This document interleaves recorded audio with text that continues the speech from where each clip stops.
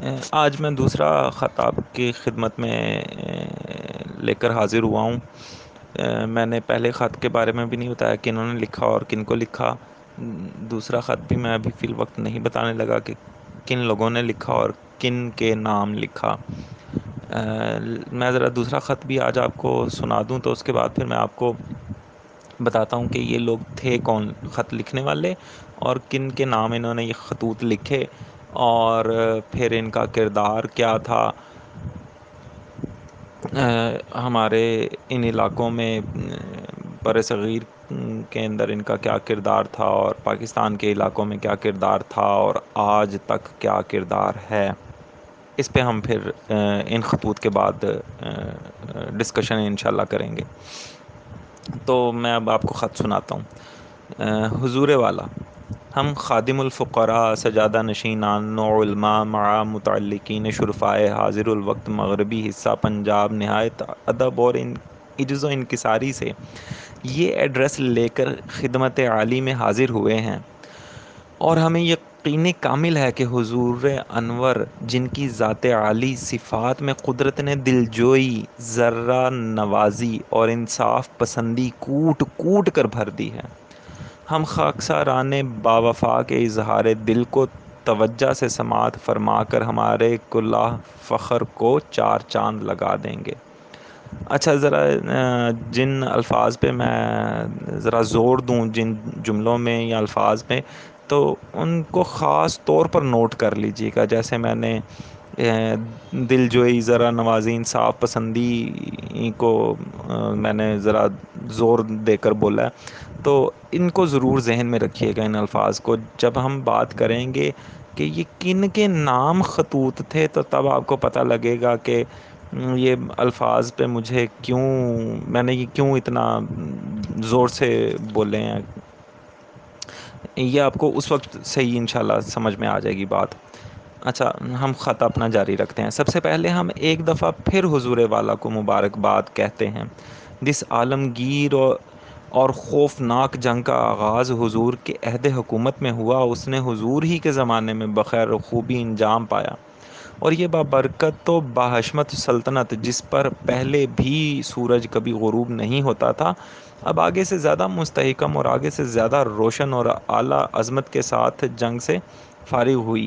جیسا کہ شہنشاہ معظم نے اپنی زبان مبارک سے ارشاد فرمایا ہے: واقعی برطانوی تلوار اس وقت نیام میں داخل ہوئی جب دنیا کی آزادی، امن و امان اور چھوٹی چھوٹی قوموں کی بہبودی مکمل طور پر حاصل ہو کر بالآخر سچائی کا بول بالا ہو گیا۔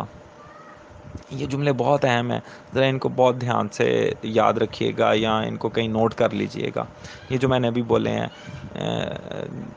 جو دنیا کی آزادی اور امن و امان والے یہ جو جملے ہیں نا، یہ ذرا بہت یاد رکھیے گا اچھی طرح سے۔ حضور کا زمانہ ایک نہایت نازک زمانہ تھا، اور پنجاب کی خوش قسمتی تھی کہ ان کی عنان حکومت اس زمانے میں حضور جیسے صاحب استقلال، بیدار مغز اور عالی دماغ حاکم کے مضبوط ہاتھوں میں رہی، جس سے نہ صرف اندرونی امن ہی قائم رہا، بلکہ حضور کی دانشمندانہ رہنمائی میں پنجاب نے اپنے اثار و وفاداری اور جانثاری کا وہ ثبوت دیا جس سے شمشیر سلطنت کا قابل فخر و عزت لقب پایا۔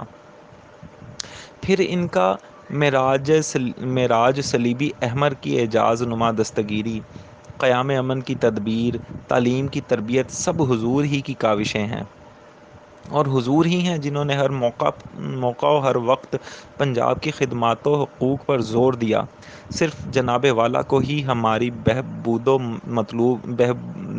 مطلوب نہ تھی، بلکہ صلیب احمر و تعلیم و نسواں کے نیک کام نے حضور کی ہمدم و ہمراز جنابہ لیڈی، میں ابھی نام کاٹ رہا ہوں، صاحبہ نے، جن کو ہم مروت کی زندہ تصویر سمجھتے ہیں، ہمارا ہاتھ بٹایا اور ہندوستانی مستورات پر احسان کر کے ثواب دارین حاصل کیا۔ ہماری ادب سے التجا ہے کہ وہ ہمارا دلی شکریہ قبول فرمائیں۔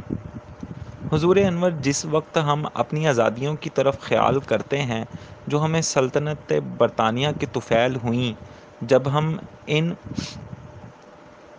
دخانی جہازوں کو سطح سمندر پر اٹکیلیاں کرتے دیکھتے ہیں جن کے طفیل ہمیں اس مہیب جنگ میں امن و امان حاصل رہا جب ہم تار برقی کے کرشموں پر علی گڑھ و اسلامیہ کالج لاہور و پشاور جیسے اسلامی کالجوں اور دیگر قومی درس گاہوں پر نظر ڈالتے ہیں، اور پھر جب ہم بے نظیر برطانوی انصاف کو دیکھتے ہیں جن کی حکومت میں شیر اور بکری ایک گھاٹ پانی پی رہے ہیں، تو ہمیں ہر طرف احسان ہی احسان دکھائی دیتے ہیں۔ یہ احسان انشاءاللہ میں آپ کو سارے بتاؤں گا کہ اصل احسان کیا تھے۔ بہشت آ جاں کے آزار نباشد، کسے رابا کسے کار نباشد۔ باوجود فوجی قانون کے خود فتنہ پردازوں کی شرارت کا نتیجہ تھا۔ مسلمانوں کے مذہبی احساس کا ہر طرح سے لحاظ رکھا گیا۔ شب برات کے موقع ان کو خاص رعایتیں دکھائیں۔ رمضان المبارک کے واسطے حالانکہ اہل اسلام کی درخواست یہ تھی کہ فوجی قانون 11:30 بجے شب سے 2 بجے تک محدود کیا جاوے، لیکن حکام سرکار نے یہ وقت 12 بجے سے 2 بجے کر دیا۔